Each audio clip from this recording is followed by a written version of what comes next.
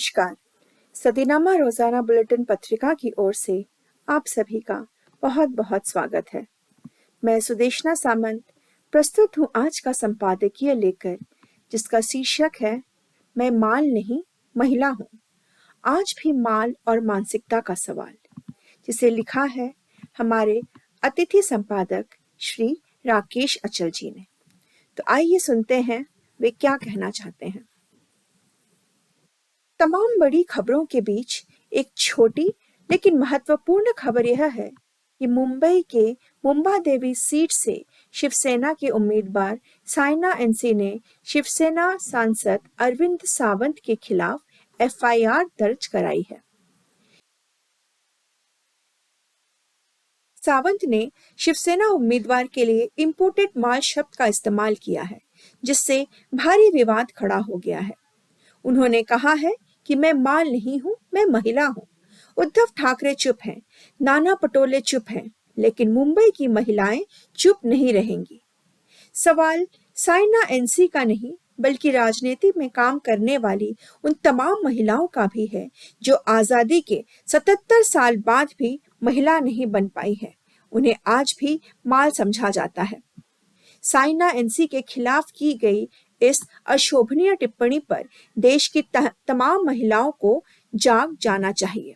महिलाओं को माल समझने की मानसिक बीमारी हमारे पुरुष प्रधान समाज में कोई एकाएक पैदा नहीं हुई है। यह बीमारी बहुत पुरानी है। फर्क सिर्फ इतना है कि यह कभी उभर कर सतह पर आ जाती है और कभी इसे दबा लिया जाता है। देश का शायद ही कोई ऐसा राजनीतिक दल होगा जिसमें महिलाओं को माल न समझा जाता हो या माल की तरह इस्तेमाल न किया जाता हो। राजनीति में महिलाओं की कम भागीदारी की एक वजह यह भी है कि उन्हें हमारा पुरुष प्रधान समाज महिला समझने और मानने के लिए तैयार ही नहीं है। महिलाएं माल क्यों मानी और समझी जाती हैं, ये जानने के लिए किसी शोध की जरूरत नहीं है। हमने और हमारे समाज ने महिलाओं के आसपास जो जाल बिछा रखा है, उसकी वजह से उसकी हैसियत में कोई तब्दीली नहीं आई। इंदिरा गांधी से लेकर ममता बनर्जी और मायावती ही नहीं, बल्कि आतिशी जैसी महिलाएं राजनीति में शीर्ष पर पहुंची, लेकिन वे अपवाद हैं। उनके खिलाफ क्या कुछ अभद्र टिप्पणियां अतीत में नहीं की गईं? मुझे अफसोस इस बात का है कि मुंबई की नागपाड़ा थाने एफआईआर दर्ज कराने के बाद साइना एनसी ने कहा सेक्शन 79, सेक्शन 356(2) के तहत एफआईआर दर्ज हुआ है। उन्होंने गलत शब्दों का इस्तेमाल किया। मैं यहाँ सक्रिय रूप से काम करने के लिए आई हूँ। मेरे काम के ऊपर चर्चा करनी है तो करें। मुझे इंपोर्टेड माल कभी नहीं बोले। कानून को अपना काम करने दीजिए। मुझे जो करना था मैंने कर दिया। दरअसल साइना एनसी झमेले में अपना पिंड छुड़ाना चाहती है, जबकि उन्हें इस मामले को अंजाम तक ले जाना चाहिए था। मैं तो यहाँ तक कहूँ कि उन्हें और उनकी पार्टी को महिला और माल जैसी अभद्र, नीच, घृणित टिप्पणी को ही चुनावी मुद्दा बना लेना चाहिए था। कानून इस मामले में कुछ कर ही नहीं पाएगा। साइना से पहले इस तरह की टिप्पणियां कांग्रेस के नेता श्रीमती प्रियंका वाड्रा के बारे में भी की गई थी।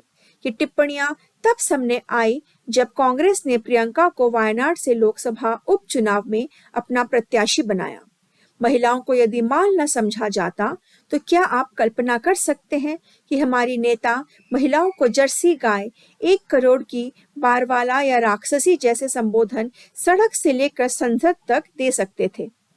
महिलाओं को माल समझने की मानसिकता का ही परिणाम है कि देश में तंदूर कांड हुए, शैला मसूद कांड हुए। राजनीति में सक्रिय महिलाओं के साथ जितनी जघन्यता पिछले कुछ दशकों में बरती गई है, उसके एक नहीं असंख्य उदाहरण हैं। महिलाओं के साथ सबसे ज्यादा अश्लील, अभद्र और घृणित टिप्पणियां करने वाले राजनीतिक दलों ने आज तक न अपनी पार्टी के शीर्ष पद पर महिलाओं को बैठने दिया है और न ही उन्हें राजनीति में पांव जमाने दिए।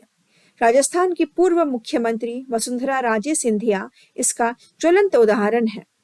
कांग्रेस छोड़कर तृणमूल कांग्रेस बनाने वाली ममता बनर्जी हो या बसपा की सुप्रीमो बहन मायावती, सबके साथ ठीक वैसा ही व्यवहार हुआ है जैसा कि साइना के साथ हुआ। महिलाओं को राजनीति में सम्मानजनक स्थान दिलाने के नाम पर नारी शक्ति वंदन कानून बनाने वाले दलों में भी ऐसे तमाम नेता हैं जो महिलाओं को माल ही समझते हैं। निरक्षर श्रीमती राबड़ी देवी हो या साक्षर ही नहीं शिक्षित प्रियंका वाड्रा, सबकी दशा एक जैसी है। श्रीमती मीरा कुमार या सुमित्रा ताई जैसी महिलाएं इसका अपवाद मानी जा सकती हैं, किंतु उन्हें माल से महिला बनने के लिए कितना संघर्ष करना पड़ा ये वे ही जानती हैं, लेकिन बोलती नहीं हैं। भारतीय राजनीति में सक्रिय महिलाएं आज भी माल समझी जाती हैं। इसका सबसे बड़ा उदाहरण संसद में उनकी भागीदारी को लेकर समझा जा सकता है। महिला सांसदों के मामले में दुनिया के कुल 186 देशों में भारत 143वें पायदान पर है। जुलाई 2023 तक लोकसभा में महिलाओं की नुमाइंदगी 15.1% थी, जबकि राज्यसभा में 13.8% है। महिलाओं को माल समझने के आरोपों से बचने के लिए हम अक्सर अतीत का सहारा लेते हैं और बताते हैं कि भारत में स्वतंत्रता आंदोलन से ही राजनीतिक क्षेत्र में महिलाओं की सक्रिय भूमिका देखी जा रही है। देश का सबसे बड़ा सांस्कृतिक संगठन आरएसएस पिछले 99 साल में एक भी महिला को संघ प्रमुख नहीं बना पाया। स्वतंत्रता आंदोलन में सरोजिनी नायडू, अरुणा आसफ अली, विजय लक्ष्मी पंडित जैसी महिलाओं की महत्वपूर्ण भूमिका रही है। आजादी के बाद भारत की प्रथम महिला प्रधानमंत्री बनने का गौरव श्रीमती इंदिरा गांधी को प्राप्त हुआ, जो 1967 से 1977 तक और फिर 1980 से 1984 तक देश की प्रधानमंत्री रहीं। भारत में प्रथम महिला राष्ट्रपति श्रीमती प्रतिभा देवी बनी। आज भी राष्ट्रपति के पद पर श्रीमती द्रौपदी मुर्मू बैठी हैं, लेकिन अपनी योग्यता से ज्यादा उनके साथ उनकी पार्टी का जातीय गणित है। मौजूदा संसद में महिलाओं की संख्या की बात करें तो लोकसभा में 78 और राज्यसभा में 24 महिला सांसद मौजूद हैं। आजादी के बाद पहली बार महिला सांसदों की संख्या 100 का आंकड़ा पार कर गई है। आंकड़े आज भी बहुत संतोषजनक नहीं है, क्योंकि संख्या के आधार पर यह अनुपातिक प्रतिनिधित्व के आसपास भी नहीं है। हमसे बेहतर स्थिति में तो पड़ोसी देश बांग्लादेश है, जहां राजनीति में 21% की दर है, जो भारत के मुकाबले अधिक है। मुंबई की साइना एनसी से लेकर श्रीमती सोनिया गांधी तक यदि गिनने बैठे तो हकीकत सामने आ जाएगी। सोनिया गांधी भारतीय राजनीति की सबसे ताकतवर शख्सियतों में से एक मानी जाती हैं। पूर्व प्रधानमंत्री राजीव गांधी की हत्या के बाद सोनिया ने अपने बच्चों के खातिर राजनीति से दूरी बना ली थी, लेकिन 1996 में कांग्रेस की हार के बाद पार्टी की डूबती नैया को पार लगाने के लिए सोनिया ने पार्टी की कमान संभाली थी। जयललिता और महबूबा मुफ्ती जैसी महिलाओं ने भी राजनीति में सक्रिय रहते हुए कम कीमत अदा नहीं की। राजनीति में ही नहीं बल्कि अन्य क्षेत्रों में भी महिलाओं को महिला कम ही समझा जाता है। वे कल भी माल समझी जाती थीं और आज भी माल ही समझी जा रही हैं। हरियाणा की महिला पहलवानों के साथ हुए व्यवहार को ये देश शायद अभी भूला नहीं होगा। महिलाओं को इस दुर्भाग्यपूर्ण स्थिति से बाहर निकालने के लिए पूरे समाज को सजग होना होगा। खासकर महिलाओं को आगे बढ़कर अपनी माल वाली छवि से मुक्ति पाने के लिए संघर्ष करना होगा। ये संघर्ष आजादी की लड़ाई से ज्यादा लंबा भी चल सकता है, लेकिन ये शुरू तो हो। महिलाओं के प्रति समाज के व्यवहार को देश के मशहूर शायर मजरूर सुल्तानपुरी ने 1970 में ही पहचान लिया था। वे फिल्म दस्तक के लिए एक गजल लिख गए थे, जो शाइना एनसी प्रसंग में मुझे बरबस याद आ गई। मजरूर साहब ने लिखा था, हम है मताए कुचा ओ बाजार की तरह, उठती है हर निगाह खरीदार की तरह। महिलाओं के प्रति समाज का ये नजरिया कब और कैसे बदलेगा, यह यक्ष प्रश्न है। आइए हम सब मिलकर इस प्रश्न का उत्तर खोजते हैं। हमारे आज का यह संपादकीय व्यावहारिक स्थिति पर आधारित एवं बहुत ही विचारशील था।